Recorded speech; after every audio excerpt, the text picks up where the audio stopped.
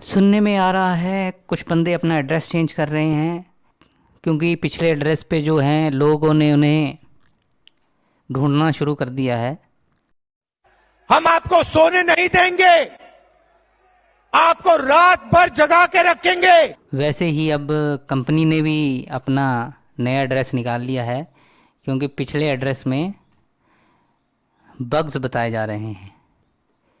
आज मैं आपको एक्सप्लेन करूँगा कि ये कौन से बग्स हैं जिनकी वजह से अच्छा भला 20-30 पैसे पे चलने वाला टोकन जिसकी 650 करोड़ की सप्लाई है वो उन्हें दोबारा से बनाना पड़ गया। कौन है ये लोग? कहां से आते हैं ये? डीजीटी कम्युनिटी के हजार पतियों को मेरा गुड मॉर्निंग। क्या हाल है भाई लोग? और हर हफ्ते की तरह इस हफ्ते भी डीजीटी में कुछ बड़ा होने वाला है, तो आप फिर एक बड़े झटके के लिए तैयार हैं कि डीजीटी का जो एड्रेस है, कॉन्ट्रैक्ट एड्रेस है, वो चेंज हो चुका है। तो ये है जो डीजीटी का नया एड्रेस है। अभी तक होल्डर्स 28 हैं और जो पुराना एड्रेस था ये है पुराना एड्रेस जहाँ पे जिसकी वैल्यू अभी अराउंड 30-35 पैसे के आसपास है। तो अभी से चेंज किया जा रहा है। तो मैं वही बताना चाह रहा था कि क्यों क्यों ये इतना बड़ा स्टेप लिया जा रहा है कि दोबारा से टोकन क्रिएट किया गया। एड्रेस चेंज मतलब नया कॉन्ट्रैक्ट बनाया गया, सेम सप्लाई इन्होंने सेम ही कर दी है। जो लॉजिक है इसके पीछे वो बताना चाहता हूँ क्योंकि जब ये जैसे कॉन्ट्रैक्ट एड्रेस है, ये जैसे ये बना था अगस्त में, तो उसके बाद अभी जैन में इन्होंने इसकी सप्लाई बढ़ा के 6.5 करोड़ से 650 करोड़ कर ली। तो जब कॉन्ट्रैक्ट एड्रेस बनाया जाता है, जब आप कॉइन बनाते हो तो उसमें ऑप्शन होती है कि आप जो कॉइन की जो सप्लाई है ये परमानेंटली जितनी आपने वहाँ पे रख दी, जैसे 1 करोड़ रख दी, 6 करोड़ रख दी, 10 करोड़ रख दी, तो ये बाद में चेंज नहीं हो पाएगी। ये जब बनाते हो आप कॉइन तब डिसाइड करना होता है कि आपने बढ़ाने हैं बाद में या नहीं बढ़ाने।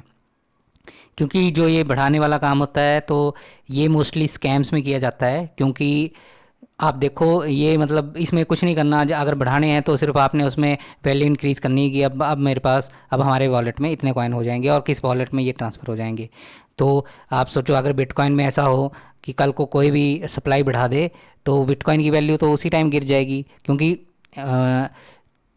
ये तो नोट छापने की मशीन की तरह हो गया कि जब वैल्यू बढ़ जाए तो कोई एक बंदा उठ के अपने जो ओनर है उस कॉइन का, वो अपने सप्लाई बढ़ा ले अपनी मर्ज़ी से। तो इसीलिए ये जो डीजीटी है किसी ऑडिट में पास नहीं हो पा रहा, सीएमसी पे लिस्ट नहीं हो पा रहा। तो इतनी बार ऑडिट्स इनके फेल हो गए, ये इसी वजह से हुए कि जो इन्होंने लूप होल रखा है वो कोई एक्सचेंजेस हैं जो अच्छी एक्सचेंजेस हैं वो कभी ऐसा कॉइन लेंगी ही नहीं जिसकी भी सप्लाई जो ओनर है वो अपनी जब मन किया वो अपने जितने मर्जी कॉइन क्रिएट कर ले। क्योंकि इन्होंने यही लैलीपॉप दे रखा है कि भाई कॉइन मार्केट कैप पे आएगा, खुद ब खुद रेट बढ़ जाएगा। वैसे तो इनका आप इस पे जाके देखेंगे, a pre audited token launch pad, the first pre audited token which ultimately maximises gains in crypto currency.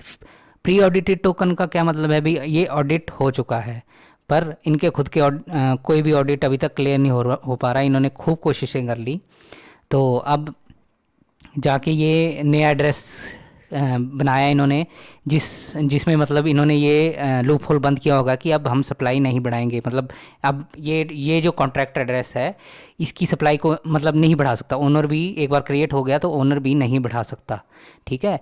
इस एड्रेस में ये लूप होल रखा हुआ था कि जब इनका मन करेगा ये सप्लाई बढ़ा लेंगे। 6.5 करोड़ से 650 करोड़ कर लिया इन्होंने कॉइन बिना किसी कोई डिस्कशन हुए। और तो अब ये चेंज कर रहे हैं ताकि एटलीस्ट ये कह सकें कि अब क्योंकि अब जब ये लूप होल बंद हो जाएगा तो जो मार कहते जो ऑडिट हो सकता है ये, ठीक है। ऑडिट में पास हो जाएगा कि हाँ मतलब इसमें कोई स्कैम वाली बात नहीं है, ठीक है। और सीएमसी इस पे भी शायद लिस्ट हो जाए तो, पर सीएमसी पे लिस्ट होने का मतलब ये नहीं होता कि खुद ब खुद प्राइस इंक्रीज़ हो जाएगा। तो प्राइस जिस हिसाब से अब इन्होंने सप्लाई बढ़ा दी है तो प्राइस मेरा मानना है कि 1 पैसे से नीचे जा सकता है बड़े आराम से।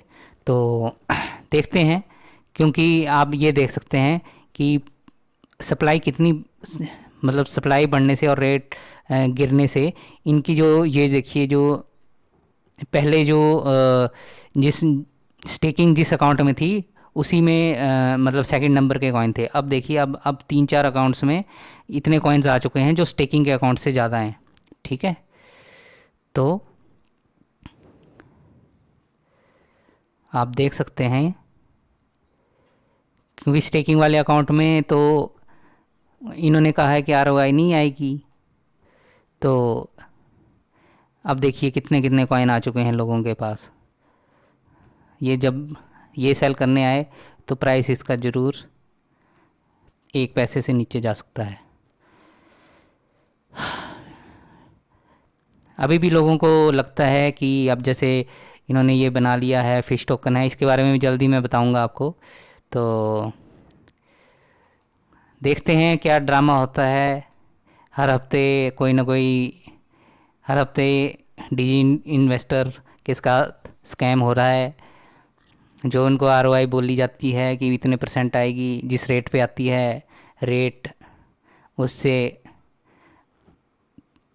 50 क्या 70-80% नीचे ही होता है। तो देखो जो, और मेरा मानना है कि जब ये एड्रेस चेंज होगा तो इसमें भी बड़ा घपला होने वाला है, ठीक है। तो देखते हैं, फिंगर क्रॉस्ड कि कब तक ये चलता है ऐसे। अब इस वीडियो के नीचे डीजीटी के क्रिप्टो एक्सपर्ट्स हैं, वो खूब मुझे गालियां देंगे कि भाई मैं नेगेटिव बोलता रहता हूँ। भाई जो ये फैक्ट है वो मैं बता रहा हूँ, आपका टोकन ऑडिट्स में फेल हो रहा है, ठीक है, वो आप सब जानते हो। मैं सिर्फ ये बता रहा हूँ कि क्यों फेल हो रहा है, क्यों ये कॉइन मार्केट कैप पे लिस्ट नहीं हो पा रहा, क्यों ये किसी अच्छी एक्सचेंज पे लिस्ट नहीं हो पा रहा। तो मैंने फैक्ट्स बताए हैं। अगर आपके पास कोई, आप बता सकते हो भाई हाँ ये बग है, अब क्योंकि आज तक किसी कॉइन में बग नहीं हुआ, ठीक है, क्योंकि ये बाइनेंस स्मार्ट चेन पे बना है, ठीक है। कॉन्ट्रैक्ट में बग नहीं होगा फिर तो बाइनेंस में बग होगा, ठीक है।